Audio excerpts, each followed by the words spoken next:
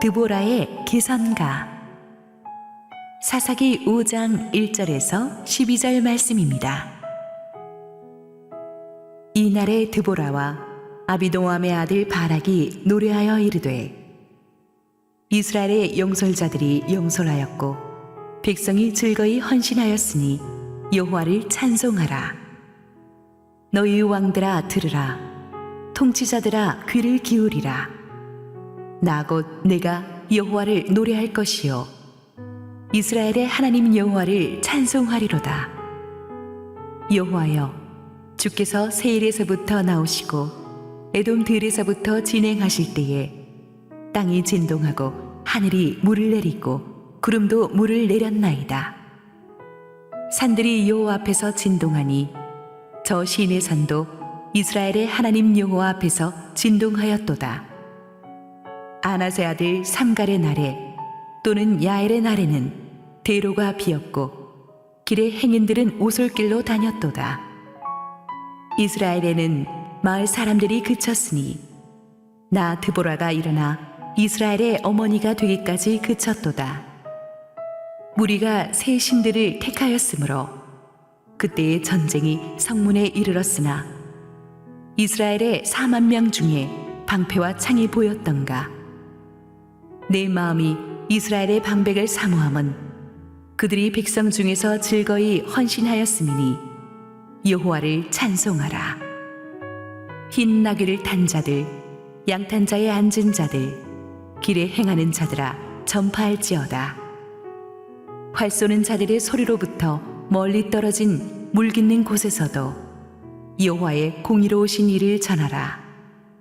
이스라엘에서 마을 사람들을 위한 의로우신 일을 노래하라. 그때에 여호와의 백성이 성문에 내려갔도다. 낄지어다, 낄지어다. 드보라여, 낄지어다, 낄지어다. 너는 노래할지어다, 일어날지어다. 바락이여, 아비노암의 아들이여, 내가 사로잡은 자를 끌고 갈지어다. 할렐루야. 우리 하나님께 감사와 영광의 박수 올려드리겠습니다. 우리 축복된 주일, 우리 예배 자리에 나오신 모든 성도님들에게 하나님의 은혜가 충만하게 임하기를 축원합니다. 우리 함께 기도하시고 하나님의 말씀 보겠습니다. 사랑하는 아버지, 은혜를 감사합니다. 자격 없는 죄인이 이제 설교자로 부르심 받고 오늘도 강단에 섰는데 주님께서 부족한 저를 감추시고 하나님의 은혜의 말씀으로 성령의 역사로 오늘도 우리에게 말씀하여 주옵소서. 예수님 이름으로 기도했습니다. 아멘. 엄친아라는 유행어가 나온 지 꽤 오래된 것 같습니다. 엄마 친구 아들.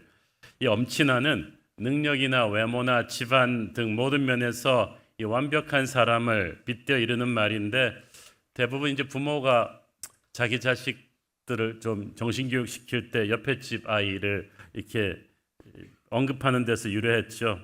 지난주에 우리가 다룬 그 하솔왕국의 전쟁 영웅 시스라가 바로 그 시대의 엄친아였습니다. 뭐 그럴 법도 하죠. 지난 20년간 승승장구하며 자기 나라의 부와 영광을 가져다 주었으니까 이 시스라의 어머니의 그 아들에 대한 자부심은 뭐 하늘을 찔렀을 것입니다. 그렇지만 수많은 사람들을 철병거로 짓밟으며 성공한 시스라는 하나님의 심판을 받아서 철병거를 잃고 비참하게 한 여인의 손에 죽는 모습을 우리가 지난주에 보았습니다. 성공지향적으로만 자식을 키우는 이 시대의 시스라 어머니 닮은 꼴 부모들에게 상당히 경종을 울리는 죽음이라고 하겠습니다. 그런데 최근에 저는 시스라와는 조금 결이 다른 엄친아 한 명에 대한 또 기사를 읽었습니다. 미국 항공우주국 나사 소속 한국계 우주비행사 조니 킴입니다. 그는 우주비행사가 되기 전에 미 해군 최정예 특수부대인 네이비 실 대원이었고 또 하버드 대학교 출신 의사였습니다. 남들은 하나도 가지기 힘든 타이틀을 3개나 가졌기 때문에 사람들은 그를 미국판 엄친아라고 했습니다. 우리 엄마한테 조니 킴 이야기 하지 마라고 하는 농담이 돌 정도였죠. 하지만 그것은 겉에만 보았을 때의 얘기고 사실 조니 킴의 성장사에는 아주 눈물 어린 스토리가 있습니다. 그는 1984년 미국 로스앤젤레스의 한국인 이민자 가정에서 태어났는데 어린 시절 알코올 중독자였던 아버지의 지속적인 폭력에 시달렸다고 합니다. 어머니와 자기는 늘 아버지가 집에 오면 술에 취해서 휘두르는 폭력 때문에 전전긍긍했다고 하죠. 고등학교 졸업반 때 술에 취한 아버지가 가족에게 총을 휘둘렀고 끝내는 출동한 경찰의 총에 맞아서 아버지가 숨지는 비극이 일어났습니다. 조니 킴이 네이비실 대원이 된 것은 아버지로부터 어머니와 동생을 지키기 위해서 내가 강해져야 되겠다, 그 생각을 했기 때문이라고 합니다. 네이비실 대원으로서 이라크 전쟁에 파병되었던 그는 총에 맞아 죽어가면서 제대로 의료 치료를 받지 못하고 죽어가는 동료들을 보면서 내가 의사가 되어야겠다고 마음먹었습니다. 그래서 하버드대를 거쳐서 의사가 되었는데 형편이 넉넉치 못했기 때문에 주차 위반 딱지를 끊는 알바를 뛰면서 공부했다고 합니다. 그래서 하버드 다닐 때 새벽 3시 반에 일어나서 공부와 육아와 또 운동을 병행해야 했던 고된 삶을 살았지만 그래도 이 한마디로 이렇게 조니 킴의 이 화려한 겉의 스펙은 실은 보통 사람 같으면 정말 절망해버렸을 이 고통을 딛고 일어서기 위해서 몸부림치다가 이렇게 생긴 것입니다. 지난 몇 주 동안 우리는 이스라엘을 자기 시대의 외세 압지에서 구해낸 사사들이 이와 비슷한 결을 타고난 인물들인 걸 보았습니다. 오른손을 못 쓰게 되어서 왼손잡이 사사였던 에훗이 그랬고, 모든 것이 남성 중심이던 시대의 연약한 여성의 몸으로 사사가 된 드보라와 또 적장 시스라를 지략으로 죽인 민간인 여성 야헬, 이 모두가 다 평범한 사람들이었고 오히려 인간적인 약함이 있었지만은 그 어렵고 힘든 고통의 시간을 하나님을 바라보면서 자기를 준비시킨 까닭에 그들은 하나님의 놀라운 쓰임을 받았습니다. 오히려 그들의 핸디캡 때문에, 고통 때문에 하나님을 의지하게 되었고 하나님은 그런 그들을 놀랍게 쓰셨죠. 그래서 그들의 약점을 가지고 그들의 얕잡아 본 적의 허를 찌르는 기적 같은 승리도 주셨습니다. 그렇기 때문에 여러분의 이게 눈에 보이는 인간적인 약점을 가지고 자기의 실패를 정당화시킬 필요 없습니다. 오히려 약할 때 강함 되시는 하나님의 능력을 기대하는 저와 여러분 되기를 축원합니다. 주님은 내가 잘나서 쓰시는 게 아니고 약함 가운데서도 주님을 의지하기 때문에 쓰시는 분이신 줄 믿습니다. 그런 맥락에서 우리는 우리의 약함이 주님의 손에 의해서 강하게 변신하는 하늘나라 엄친아가 되어야 될 것입니다. 1절 읽습니다. 이날에 드보라와 아비노함의 아들 바락이 노래하여 이르되. 자, 이날은 싸움이 벌어진 그날이 아닙니다. 승리가 완결된 날입니다. 시스라의 무적의 철병거 부대가 전멸하고 시스라까지 이제 야엘의 손에 죽었다는 승전보가 전해진 날입니다. 20년간 그들을 공포에 떨게 했던 무시무시한 침략자들이 전부 물러간 날입니다. 그러니까 온 나라가 열광할 만한 축제의 날이었죠. 오늘의 본문은 이 축복된 시간에 여사사 드보라가 바락과 함께 쓴 찬송시입니다. 우리가 이제 주목할 것은 이것은 사사기서에 나오는 유일한 찬양시예요. 사사기에 보면은 하나님이 주신 기적 같은 영웅적인 승리들이 많이 나오는데 승리한 뒤에 하나님을 찬양하는 찬송시를 쓴 것은 드보라가 유일합니다. 그래서 이 긴 찬양시가 이 성경에 포함되어 있고 학자들은 이 찬송시를 사사기 속에 있는 시편이라고 말합니다. 찬송에는 힘이 있죠. 영적인 세계에서 찬송이 가지는 힘은 기도 이상의 파워를 갖고 있습니다. 왜냐하면 마귀 루시퍼가 하늘나라 찬양 담당자였거든요. 그런데 루시퍼는 그 뛰어난 재능을 가지고 하나님이 아닌 자기에게 영광 돌리다가 하늘나라에서 추방당했습니다. 그렇기 때문에 찬양은 마귀 루시퍼를 무너뜨리는 엄청난 영적인 힘이 있어요.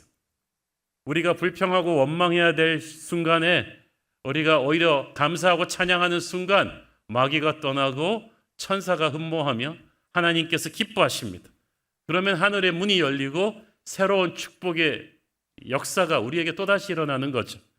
여자 사사 드보라는 여러 가지 면에서 탁월했지만 특히 찬양하는 사사였다. 이 점에서 사사기 전체에서 아주 중요한 위치를 가지는 인물이라고 하겠습니다. 찬양은 한마디로 하나님을 칭찬해 드리는 것입니다. 하나님이 하신 걸 하나님이 하셨다고 말하는 거예요. 이게 얼마나 중요한지 몰라요.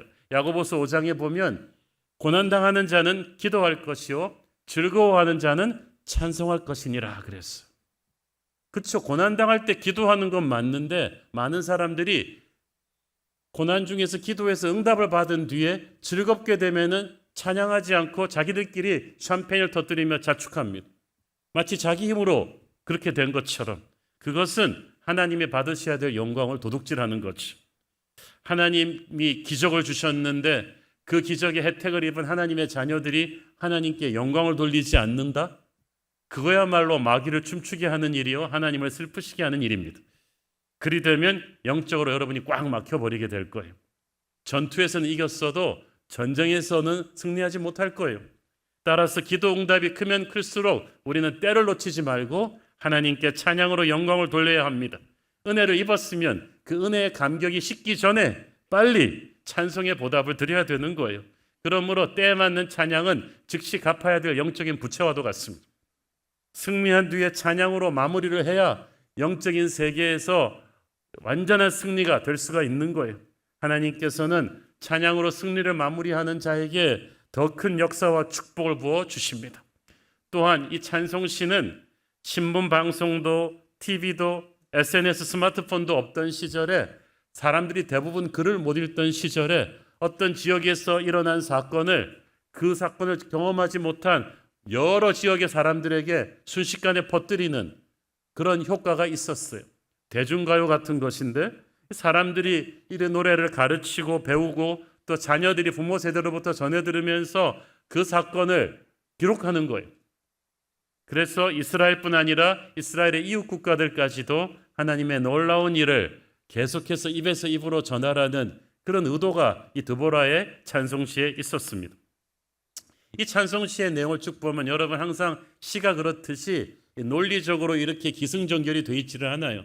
그래서 파편적으로 흩어져 있는 정보들을 제가 오늘 조금 정리를 해서 이렇게 말씀을 드리면 먼저 이 찬송시 안에는 드보라가 일어서기 전에 이스라엘의 상황이 얼마나 참담했던지를 알 수가 있습니다. 6절 아나세 아들 삼갈의 날에 또는 야엘의 날에는 대로가 비었고 길의 행인들은 오솔길로 다녔도다. 삼갈의 날이 언제입니까? 여러분 배웠죠? 블레셋 사람 600명을 소모는 막대기로 물리쳤던 그 이방인 농부 출신의 사사. 그 삼갈의 시대로부터 몇십 년 뒤에가 이제 이 야엘의 시대, 지난주에 배웠던 시스라를 죽였던 이 야엘의 시대예요. 그러니까 이 드보라는 삼갈의 시대도 살았고 이 야엘의 시대까지도 살았던, 그러니까 상당히 나이가 있는 적어도 한 50은 넘은 중년의 여인이었던 것으로 추정이 됩니다. 근데 그 당시 대로가 비었고 길의 행인들은 오솔길로 다녔다는 말이 무슨 뜻이냐? 이방인 침략자들과 강도들이 워낙 큰 길에서 설쳤기 때문에 약탈이 심해서 백성들이 큰 길로 다니지 못하고 굽은 길, 작은 길로만 숨어 다녀야 할 정도였다는 뜻이죠. 이방인 침략자들과 강도들이 설치니까 상인들이 치안이 불안하니까 장사를 할 수가 없었어요. 절망한 사람들이 장사도 못하고 또 농사도 지을 수가 없었어요. 왜냐하면 이 물 깃는 장소, 11절에 보니까 물 깃는 장소는 우물가거든요. 우물에서 물을 길어야 뭐 농사도 짓고 뭘 할 텐데 거기 항상 활 쏘는 자들, 적군들이 항상 깔려 있어가지고 불안해서 낮에 물도 못 길러 가요. 그러니까 얼마나 백성들이 힘들었겠어요. 공의를 집행하는 사법기관도 없었습니다. 고대 이스라엘에서 성문은 한 도시의 재판소였어요. 시장이었어요. 모든 사람이 모이는 곳인데 그 성문 앞에 시도 때도 없이 적군이 출몰해서 전쟁이 벌어지니까 불안해서 다닐 수가 없어요. 그러니까 사람들이 경작지를 버리고 산으로 숨어들고 그리고 장사하는 사람들도 장사를 접고 뿔뿔이 그렇게 방황하는 그런 시대가 되었다는 거죠. 7절에 그래서 마을 사람들이 그쳤다는 말은 사람들이 더 이상 살 수가 없어가지고 성읍을 버리고 유리방황하는 시절이 되었다는 것입니다. 그런데 이 지도자들이라는 사람이 이런 힘든 시대에도 앞장서서 백성을 지키려고 하지 않았어요. 7절에 이스라엘에는 마을 사람들이 그쳤다는 말의 또 다른 의미가 그거예요. 영어 성경 NIV에 보니까 사람들이 싸우려 하지 않았다. They would not fight.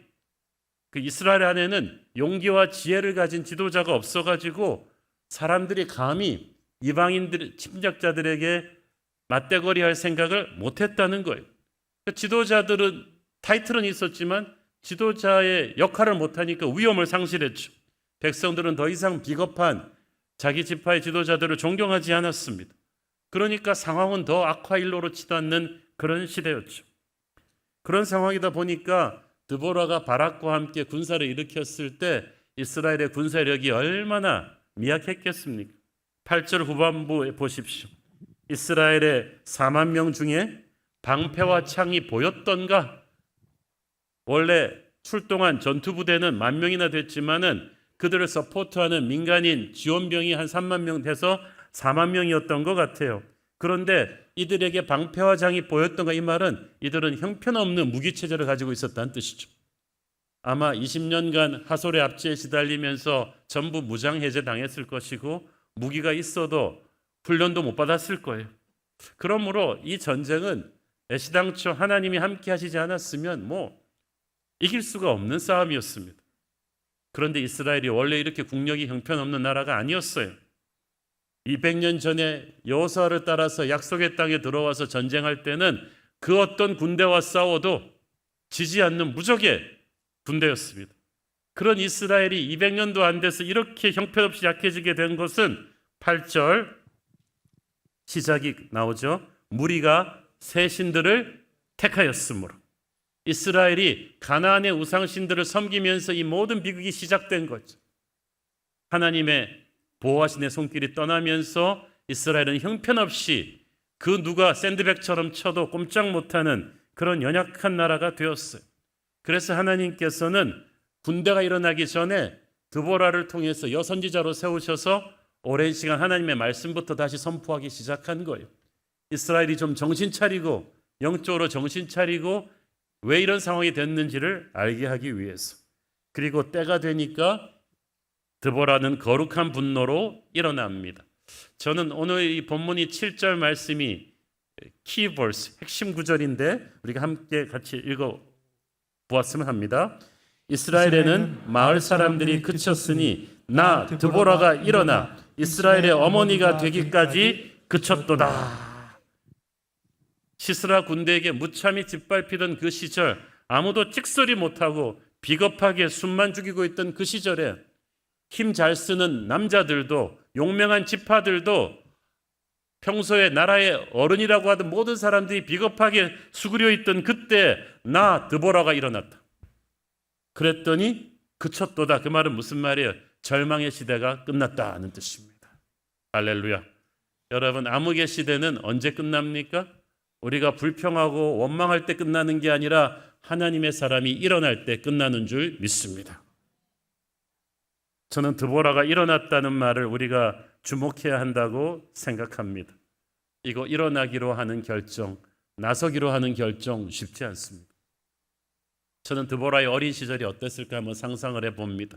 그녀는 삼갈의 시대도 살았고 야엘의 시대도 살았습니다. 어렸을 때 블레셋에게 나라가 짓밟혔을 때 아무것도 아닌 이방인 농부 삼갈을 쓰셔서 하나님이 그들을 쫓아내는 걸 보았을 거예요. 그래서 연약한 사람도 하나님이 쓰시면 나라를 구할 수가 있다는 것을 어린 드보라는 가슴에 새겼을 것입니다.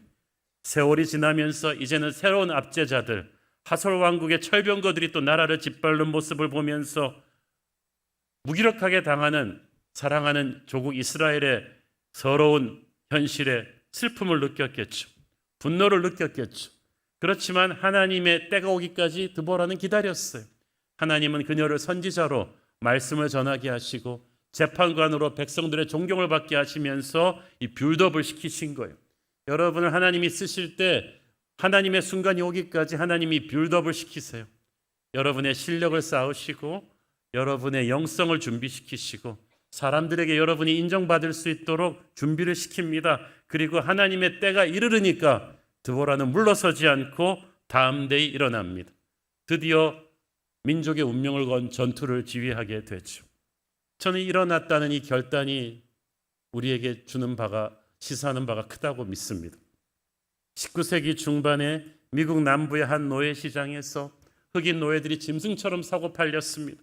눈앞에서 어린아이가 자기 엄마 아버지에게서 떨어져서 딴 주인에게 팔려가면서 울부짖고 있었고, 그걸 지켜보던 이 백인 노예상들은 기죽거리면서 우는 그 처참한 광경을 보면서 한 청년이, 키 큰 청년이 눈물을 흘리면서 결심합니다. 이게 사람이 할 짓이냐? 이게 크리스찬이 할 짓이냐? 내가 나서서 이 끔찍한 노예 제도를 끝낼 것이다. 그는 훗날 미국의 16대 대통령이 되어 노예 제도를 폐지시킨 아브라함 링컨입니다. 이 결심을 실현하기까지 링컨은 수많은 어려움을 겪었습니다. 대통령이 되어서도 나라가 둘로 갈라지는 전쟁까지 불사해야 했는데 백악관에 기도실을 만들어 놓고 날마다 기도하면서 이 일을 해냈다고 하죠. 우리 시대가 지금 너무 힘들어요. 드보라의 시대처럼, 링컨의 그 시대처럼 우리 대한민국의 상황은 어렵습니다. 절망적입니다. 이런 말들은 누구나 할 수 있습니다. 그러나 하나님, 이 절망의 시대를 끝내는 도구로 나를 드보라처럼 사용하여 주십시오. 이 결단을 저는 여러분 중에 누군가가 할 수 있기를 바랍니다. 말하기는 쉽지만 자기를 드리는 건 쉽지 않아요. 진짜 하나님의 사람은 링컨이고 드보라입니다. 현실에 대한 거룩한 분노를 행동으로 옮기는 사람이죠. 불평과 원망은 누구나 할 수 있지만 많이 말하는 거 중요하지 않아요. 순종은 행동이거든요. 하나님은 순종하는 자를 사용하셔서 역사를 바꾸실 것입니다. 힘 있는 남자들, 돈 많은 사람들, 부하들이 있는 사람들도 눈치 보던 시절에 아무 백도 없고 힘도 없는 연약한 중년의 여인 드보라가 일어납니다. 그가 뭐라고 합니까? 나는 이스라엘의 어머니가 되었도다. 어머니 리더십. 여자는 약하나 어머니는 강하다는 말이 있잖아요. 우리 권사스쿨 모토가 교회의 영적 어머니입니다. 인류 역사의 모든 위대한 인물 뒤에는 위대한 어머니가 있었죠. 저 위대한 선지자 사무엘 뒤에는 기도하는 어머니 한나가 있었듯이 드보라는 이제 자기가 한 개인의 한 지파의 어머니가 아닌 이스라엘 12지파 전체를 품는 어머니가 되겠다고 선포합니다. 그 말은 무슨 말이냐면 내가 이제 이 나라를 지킬 것이다. 나의 기도의 날개 밑에 이 민족을 품을 것이다. 이제 적이 이스라엘을 짓밟으려면 나를 밟고 가야 될 것이다. 이스라엘 민족 전체를 지키는 통로로 이제 드보라가 자기를 들였습니다. 구체적으로 이 드보라가 보여준 어머니 리더십. 첫째, 그녀는 이스라엘 백성들에게 하나님의 역사를 들려주었습니다. 우리가 오늘 부른 찬송과 가사처럼 나의 사랑하는 책 비록 헤어졌으나 어머님의 무릎 위에 앉아서, 어머니들은 어렸을 때 자녀들한테 책을 많이 읽어주고 이야기를 많이 들려주죠. 그런데 이스라엘의 영적 어머니 드보라 또한 이방 민족들에게 짓눌려 있는 이스라엘 백성들에게 옛날 이야기를 들려줍니다. 너희들은 원래 이렇게 비참하게 살 사람들이 아니었다는 것을, 너희들에게 얼마나 영광스러운 믿음의 조상의 거룩한 용사들의 DNA가, 유전자가 있는가를 상기시켜 줍니다. 4절 5절 읽습니다. 여호와여 주께서 세일에서부터 나오시고 에돔들에서부터 진행하실 때 땅이 진동하고 하늘이 물을 내리고 구름도 물을 내렸나이다. 산들이 여호와 앞에서 진동하니 저 신의 산도 이스라엘의 하나님 여호와 앞에서 진동하였도다. 이 두 구절의 말씀은 이스라엘이 출애굽해서 가나안 땅으로 들어가기까지 그 200여 년 전에 하나님께서 얼마나 놀라운 기적을 우리 조상들에게 보여줬는가를 표현할 때 쓰는 말이에요. 하늘이 비를 내렸기 때문에 우리는 광야에서 목마르지 않았고, 하늘이 빵을 주었기 때문에 우리는 광야에서 음식 때문에 다른 민족에게 구걸하지 않았다. 하나님께서 구름 기둥 불 기둥으로 우리를 지키셨고 어디를 가든지 우리는 승리했다. 그런 기적의 민족이 바로 우리였다. 우리는 그토록 큰 영광의 하나님을 모시는 민족이었는데 우리가 이토록 비참하게 된 것은 하나님을 버렸기 때문이다. 우리가 하나님께로 돌아가니까 하나님이 이런 기적을 주시는 거 아니냐. 그러니까 우리는 앞으로 예수님 정말 잘 믿어야 된다. 우리는 이런 승리하는 민족으로 살아야 된다는 것을 드보라가 스토리를 통해서 다음 세대의 가슴에 불을 붙인 거죠. 여러분, 나만 낳았다고 어머니가 되는 거 아니에요. 아이들에게 하나님의 이야기를 들려줘야 돼요. 그래서 아이들의 가슴에 너는 하나님의 자녀다, 보배롭고 존귀한 존재다. 세상은 돈 많은 부모 밑에 태어난 아이를 금수저라고 하지만 너는 금수저 정도가 아니라 열방을 다스리시는 하나님을 아버지로 둔 다이아몬드 수저다. 너는 자긍심을 가져야 된다. 세상 앞에서 기죽지 마라. 그래서 우리는 아이들에게 성경을 가르치는 거예요. 드보라가 하나님의 이야기를 백성들에게 가르쳤듯이 우리도 성경의 이야기를 아이들에게 가르쳐야 돼요. 뉴젠에서 주일학교에서 가르치지만 여러분도 주중에 아이들에게 성경을 읽어주시고 성경을 들려주셔야 돼요. 드보라의 어머니 리더십은 사람을 세우는 리더십이었어요. 1절에 보니까 드보라와 아비노함의 아들 바락이 노래하였다고 돼 있죠. 그것은 제가 볼 때 바락이 자기 의지로 노래할 사람이 아니에요. 찬양할 사람이 아니에요. 드보라가 등을 친 거죠. 지금 승리하고 나서 이 승리의 주역이 모두 드보라와 바락이라고 스포트라이트가 이 두 사람에게 쏟아지는데 드보라가 딱 돌아서서 이 영광을 우리가 받았으면 안 돼. 바락 일로 와, 같이 찬양하자. 이들이 같이 찬양하니까 어떻게 되겠어요? 승리의 주역들이 찬양하니까 백성이 다 같이 찬양하는 거죠. 드보라는 자기만 찬양하는 게 아니라 다른 사람도 찬양하도록 영적으로 이끌어주는 사람이었어. 리더란 그런 거예요. 자기가 훌륭한 일을 하는 것뿐 아니라 다른 사람들도 훌륭한 일을 하도록 이끌어주는 사람이 리더죠. 드보라는 아마 바락이랑 나이 차이가 아마 어머니 아들 정도로 됐을 거예요. 영적인 어머니로서 바락을 이끌어주는데 찬양뿐 아니라 바락의 인생에서 드보라의 멘토십은 결정적이었어요. 사실 처음에 드보라가 갈릴리 촌동네에 살던 그 지역에서는 좀 한가닥하는 무사였겠지만 이 무명의 젊은 청년 바락을 불러서 하나님의 사명을 주었을 때를 생각해 보십시오. 바락, 하나님께서 너를 부르셨어. 네가 저 무서운 시스라의 철병거 군단을 무찌를 하나님의 장군이야. 너 할 수 있어. 하나님께서 이 일을 위해 너를 예비하셨어. 이 얘기를 시골 청년 바락이 들었을 때는 얼마나 놀랬겠어요. 저 시스라가 누굽니까? 20년 동안 패배를 모르던 철병거 군단의 수장, 정말 자기가 바락을 해도 안 되는 이 시스라한테 이 시골뜨기 바락을 불러준 거죠. 바락이 가슴이 둥근둥근했겠죠. 그런데 그것이 그 기적 같은 사명이 현실이 되잖아요. 내가 그의 이름을 불러주기 전에는 그는 다만 몸짓에 지나지 않았다. 드보라가 바락을 불러주기 전까지 그는 진짜 납달리 지파의 한 시골 무사에 지나지 않았습니다. 설마 자기가 감히 천하의 명성을 날리는 용장 시스라의 군대를 무너뜨릴 수 있다고는 꿈에도 생각하지 않았어요. 그런데 그 꿈이 하나님의 손에 의해서 현실이 되잖아요. 수백 년이 흘러서 같은 갈릴리 촌사람 어부 베드로를 예수님이 처음 부르셨을 때도 그랬어요.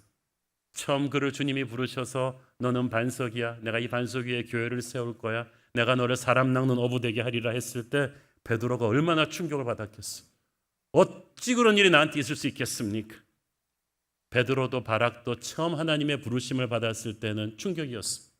멘토란 멘티에게 하늘의 꿈을 선포해 주는 사람입니다. 인간의 힘으로 이룰 수 있는 야심이 아니라 하늘의 비전을 심어주는 사람이 멘토인 줄로 믿습니다. 우리 순장님들, 주일학교 교사분들, CS 멘토분들, 커피 브레이크 리더들은 여러분의 양들에게 하늘의 꿈을 선포해 주기를 바랍니다.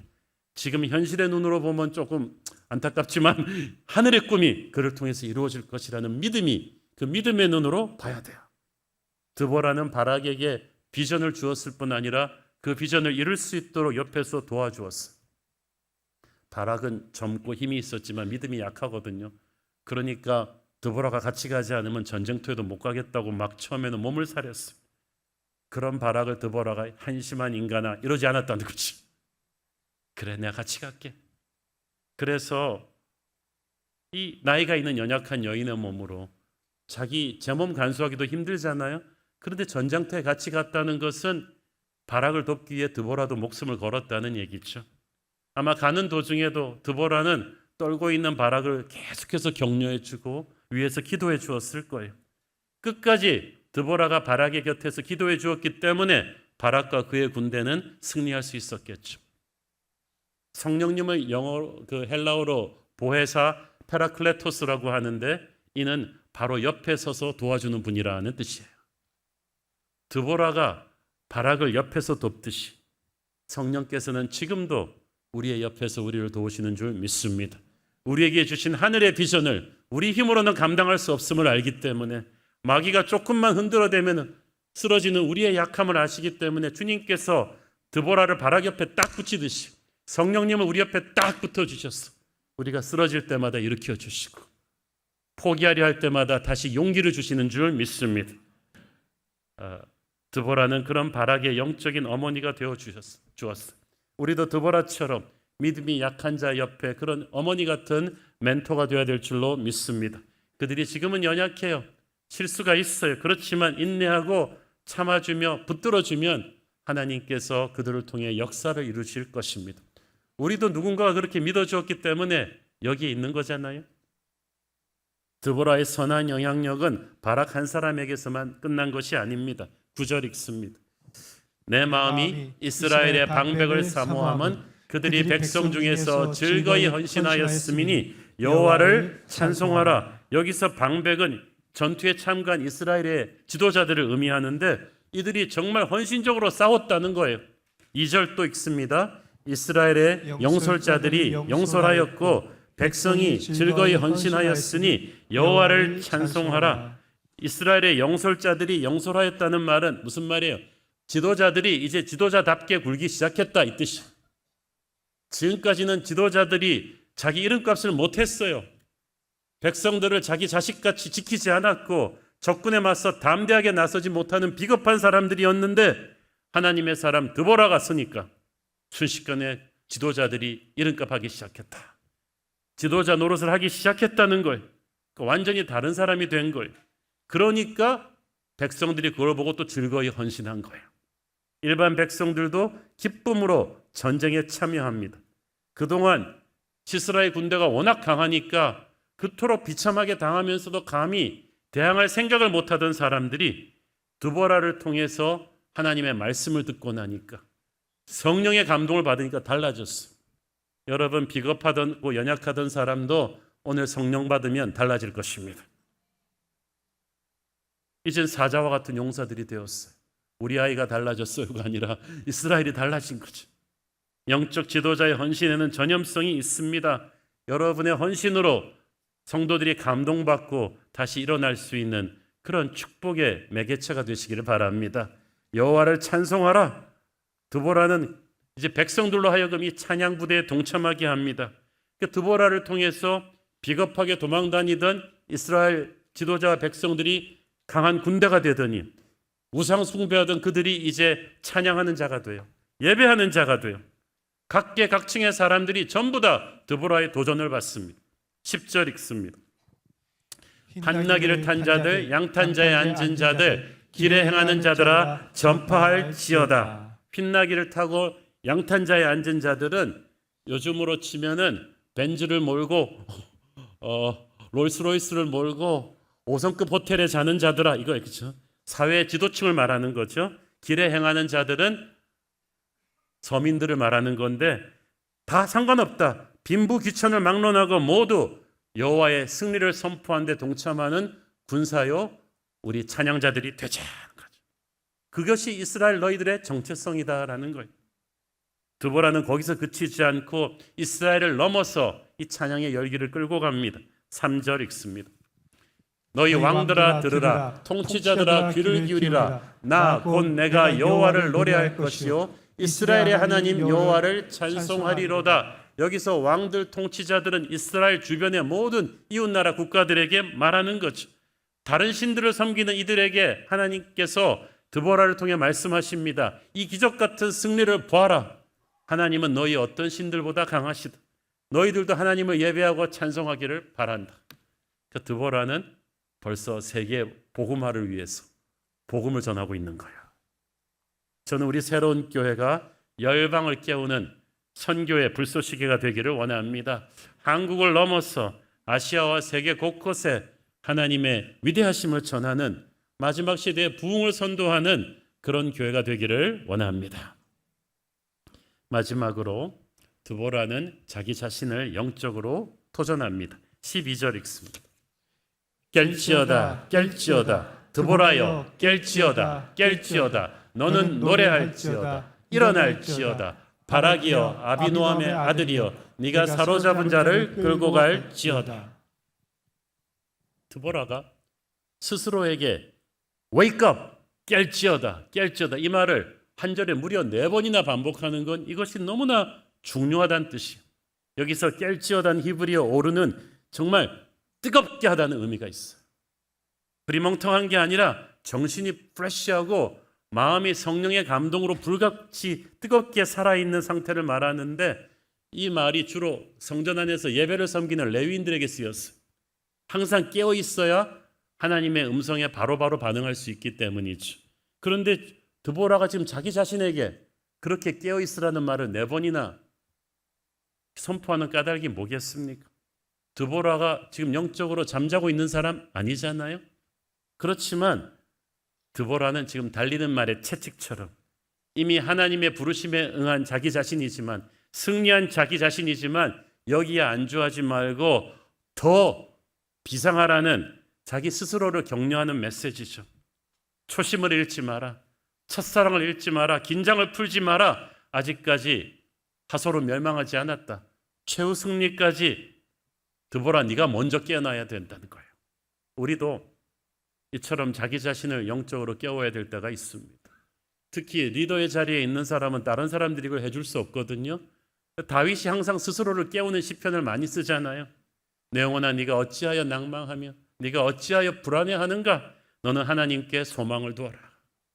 깨어라 나의 영혼아 비파야 수금 들어라. 이 새벽에 우리 하나님을 찬양할지어다. 다윗도 드보라랑 마찬가지로 이미 영적으로 살아있는 사람이지만 거기에 만족하지 않고 스스로를 계속 담금질하는 거죠. 깨워라 깨워라. 영적인 지도자들일수록 스트레스가 많거든요. 여러분 보기에는 제가 멀쩡해 보이지만 저도 스트레스가 많아요. 영적인 공격을 많이 받아요. 낙심하고 불안해하기 쉽습니다. 광야를 지날 때도 힘든데 승리를 거둔 뒤에도 힘들어요. 왜냐하면 승리를 거두기 위해 진이 빠지게 기도하고 모든 힘과 재능을 집중시켰기 때문에 긴장이 풀려서 쓰러질 수도 있는데 이럴 때일수록 우리는 스스로를 다잡아야 되는 거예요. 나를 깨워야 되는 거지. 입술의 선포가 굉장히 중요하거든요. 깨어라 나의 영혼아. 특히 성경에서 이 깨어있으라는 말은 기도를 멈추지 말라는 뜻이에요. 겟세마네 동산에서 주님께서 제자들한테 깨어있으라는 말은 기도를 같이 하자는 뜻이잖아요. 우리가 영적으로 깨어있기 위해서는 수가 없어요. 그냥 쉬지 말고 계속 기도하는 거죠. 계속 기도 모드에 걸려있는 사람은 영적으로 흐트러지지를 않아요. 그렇게 드보라가 자기를 다잡은 뒤에는 돌아서서 자기의 영적 아들인 바락을 깨웁니다. 일어날지어다 바락이야. 여러분이 누군가한테 일어나라고 말할 수 있는 건 여러분이 일어나 있기 때문이잖아요. 내가 깨어있기 때문에.